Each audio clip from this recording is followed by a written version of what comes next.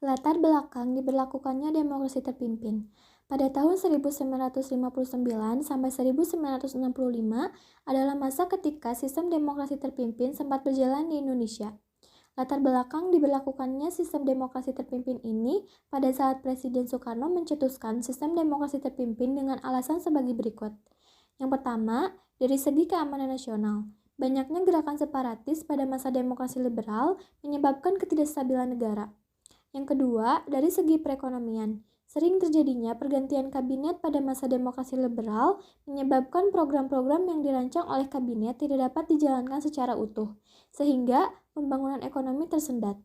Yang ketiga, dari segi politik. Konstituante gagal dalam merumuskan Undang-Undang Dasar baru untuk menggantikan Undang-Undang Dasar pada tahun 1950. Kebijakan-kebijakan pada masa demokrasi terpimpin. Yang pertama ada kebijakan dalam negeri, yaitu pidato penemuan kembali revolusi kita dijadikan garis-garis besar haluan negara GBHN. Lewat sidang umum MPRS tahun 1963, Soekarno ditetapkan sebagai presiden seumur hidup. Soekarno membentuk MPRS dan DPAS yang dipilih langsung olehnya. Untuk DPAS ketuanya adalah beliau.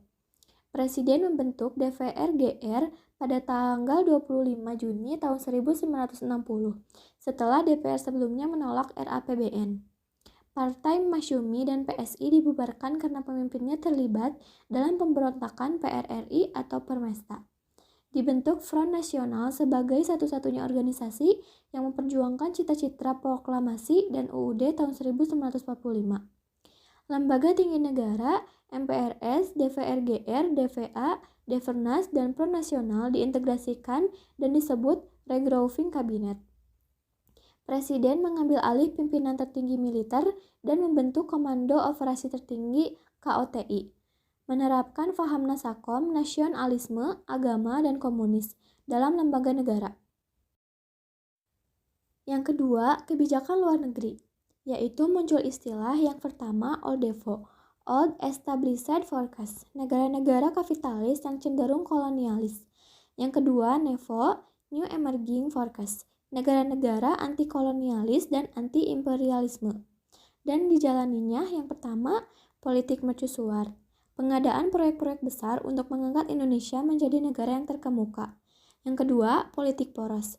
Indonesia melaksanakan hubungan istimewa dengan RRC, poros Jakarta-Peking, juga dengan Kamboja, Vietnam Utara, dan Korea Utara. Penyimpangan-penyimpangan pada masa demokrasi terpimpin. Penyimpangan-penyimpangan ini terbagi menjadi 7, yaitu yang pertama, lembaga-lembaga negara mempunyai inti nasionalisme agama komunis atau disebut dengan Nasakom. Yang kedua, prosedur pembentukan MPRS. Karena anggota MPRS diangkat oleh presiden, seharusnya dipilih melalui pemilu. Yang ketiga, prosedur pembentukan DPAS.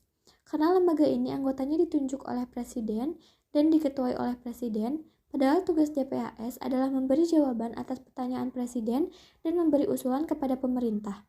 Yang keempat, prosedur pembentukan DPR-GR. Karena anggota DPR-GR ditunjuk oleh presiden dan DPR hasil pemilu tahun 1955 justru dibubarkan oleh presiden.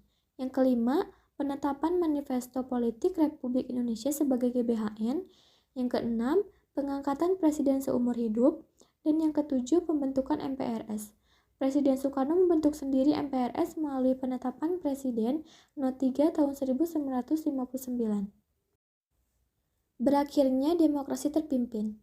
Pada tanggal 30 September sampai tanggal 1 Oktober dini hari, terjadi penculikan dan pembunuhan perwira angkatan darat, termasuk 7 jenderal. Kabar dari gerakan 30 September tahun 1965 menyebar pada tanggal 1 Oktober dan membuat kericuhan dan kepanikan di masyarakat. Peristiwa G30 September tahun 1965 atau peristiwa G30 SPKI mengubah keadaan politik di Indonesia dan menandai berakhirnya demokrasi terpimpin di Indonesia.